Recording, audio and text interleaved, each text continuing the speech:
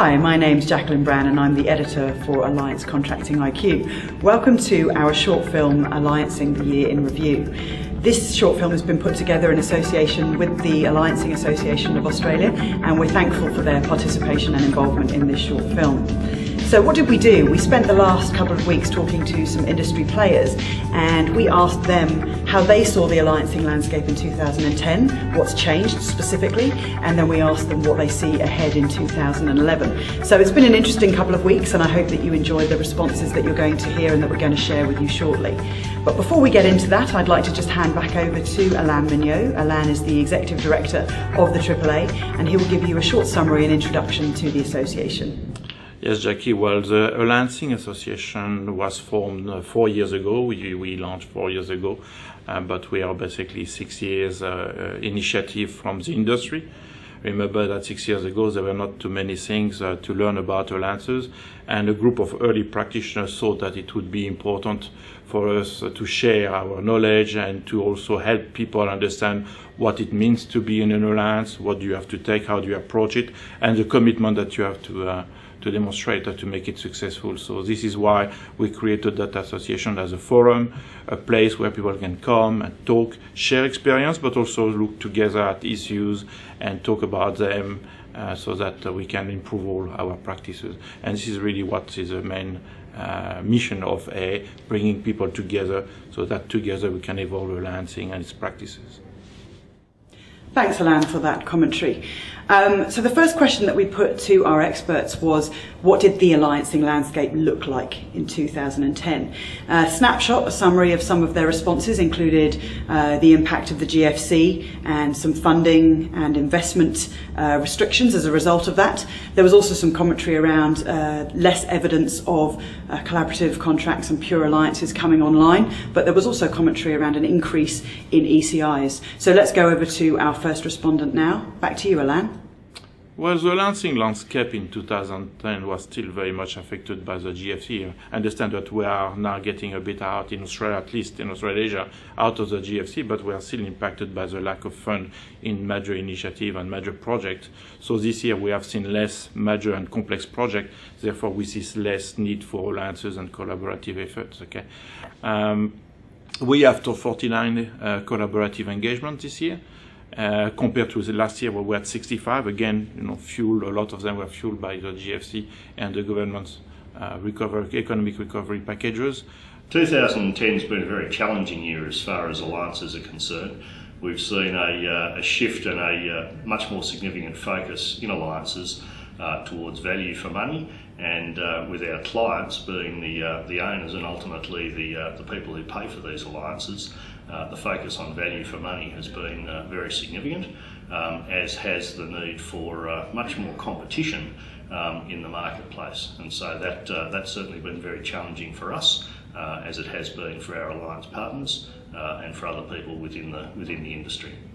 What's changed in the alliancing landscape this year is definitely early contractor involvement. By that we mean getting all the industry players and the owners together to define up a project, whether that be design or requirement review and definition, and then actually moving toward hard dollar contracts, and with a focus though on KRAs and performance in that hard dollar environment. We've also seen a change toward a Treasury-led focus on competitive talking, and that really is about driving owners to get the best outcome and the best price and the best value from the alliance context. There's positives and negatives in that though.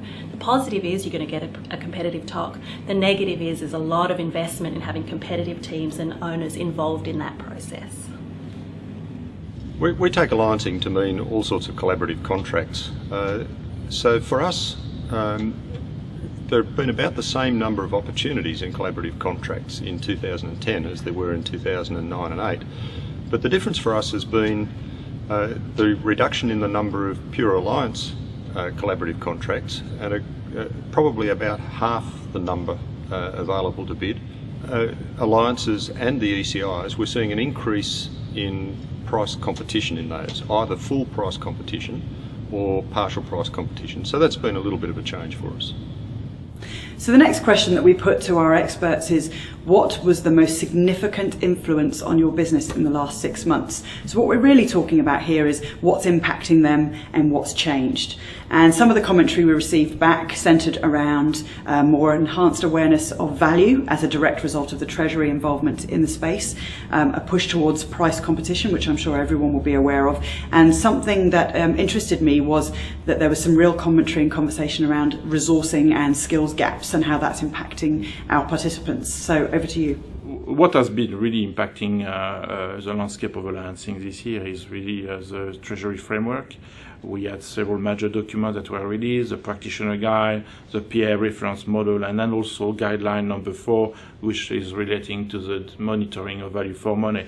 They are very good and very significant piece of work, very important for the industry. And I think that is something that has given us an opportunity to review some of the rule and the expectation on alliancing and collaboration, and give us a bit of a more accurate definition of what the expectation of Treasury and government about alliancing. Within our business, resourcing has been a real challenge, as it has been for the rest of the industry. We go back to 2006 to 2008 phase when finding the right people to fulfil all of the roles that we have within our business was a real struggle, and we're back in that sort of territory again now. It's been a very difficult time to find people with the right skills, and when we're dealing with alliances, when we are talking about using the best people on our best projects, it's a constant battle to make sure that we retain the talent that we have, but also to find new talent, not just here in Australia, but throughout the Asia Pacific. In the alliancing space, the most significant influence has been this pressure for price competition in the alliancing selection process. It doesn't really make any difference once the contracts have been awarded, but in the selection process, there's a greater focus on price competition. Whether that's price competition for fully priced target outturn costs, or whether it's been a partial pricing. So we've had to increase the resources that we put in up front in the alliance selection process. And that does put a little bit of a strain on us and on the industry generally. So next up we asked what's ahead for the rest of 2010, and value for money, resourcing, appropriate resourcing for projects, and surpassing and meeting clients' objectives and goals in project delivery were at the top of the list. Thanks, Jackie. Our focus for the rest of 2010 is definitely on delivering our projects. What I say to people in NovoRail is we're here building infrastructure to help move the mums and dads and grandmas and grandpas and visitors to the people of Sydney. That's what we're about. We're about people. We're about delivering this infrastructure for people. Our focus is also on value for money and how we actually define that. And that's always a challenge, because for value for an owner is definitely like beauty in the eye of the beholder, and you really have to get to understand what the value proposition for that owner is. And the challenge is, how do we actually define that and quantify that and demonstrate that back to owner and to the industry? At the moment we're currently bidding 6 alliancing contracts. 2 of those are straight alliances, 1 price competitive, 1 not. 1 ISA over in Western Australia, and the others are ECIs, and those ECIs are price competition ECIs. Next up we asked what's ahead for 2011. A summary of the commentary that we received from our experts included some changing and shifting in the risk profiling of projects, the maturation of the industry overall, and a bigger drive and push for commercial competition.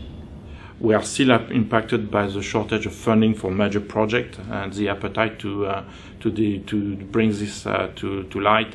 I think it will continue until 2012. We had recently Craig James, an economist, telling us about the fact that we see a lot of money piling up in Australia. So it's not that there is a lack of money, maybe there's a lack of willingness to invest at the moment, waiting maybe for things to restart more significantly. We will receive a few more PPPs as a result. Some of them will be in brownfield, so that will create opportunities for using collaboration there. Let's remember that 60% of the alliances are still done by the 15 major agencies. So these people are committed to collaboration. They are going to expand the way collaboration is used. And we mentioned planning, design alliances. These people have very solid practices. Next 12 months, we see that there's going to be a much bigger drive for commercial competition in our market. We're seeing that already, not just in alliances, but in all of the different contract forms that we get involved with. So traditional design followed by construction projects, design and construct projects, the engineering, procurement and construction management, EPCM form of delivery. There is a much more significant drive for clients to see competition and for them to be getting value for money in the contracting work that they put out. I think that the current year and looking forward has been a real watershed for collaborative alliancing and contracting in the market. We've had to refocus with a challenge from Treasury, a focus on value, a focus on clear business cases and what it is we're trying to get out of alliancing. But it's a really good opportunity for us as an industry to refocus on what we're here to do and to mature. We're really on a cycle of maturation. I think that's really positive and it can only be good for us moving forward. Alliances that are coming up are probably going to be price competitive alliances. Certainly that's the case in Victoria. And we're also seeing a change in the risk profile in the alliance contracts. They're becoming more risk transfer, more akin to conventional D&C contracts. And finally, we asked a couple of our experts if they could summarise 2010 for us in terms of the collaborative contracting landscape. Summary of 2010 is collaborative contracting is alive and well. We see that it's just another one of the delivery models that our clients are able to use, and our clients are perhaps a little bit more discerning about when they use collaborative contracts and when they use hard dollar type contracts, but the collaborative contracts are still very much in their focus. 2010 has been a year of change in terms of collaborative contracting. We've certainly seen a much more competitive marketplace and a much higher expectation from our clients, and I think that is very much a symptom of the maturity in the market that we've seen as alliances have become much more a part of the contracting marketplace, and clients have become more mature about their expectations of the market. So we see that that's been pretty significant. We've also seen the amount of competition and the expectation of partnering that we've started to do over the last few years. That has stepped up to another level, and so as a challenge to our business and something that we've been having to constantly reinvestigate and to reconsider how we go about partnering. That has been something which we've seen significant change in this year, and we expect it to be the same in the future. And that's it. Thank you for watching. We hope that you enjoyed our short film, Alliancing the Year in Review. I'd like to make a personal thank you to all of the experts who contributed to this short film, without whom it wouldn't have been possible. So thank you to Tania Johnstone and the NovoRail team. Thank you to Alain Mignot, to Bill Cox, and of course finally thank you to Bob Vickers. We wish you all the best for the rest of 2010 and hope to see you again in 2011.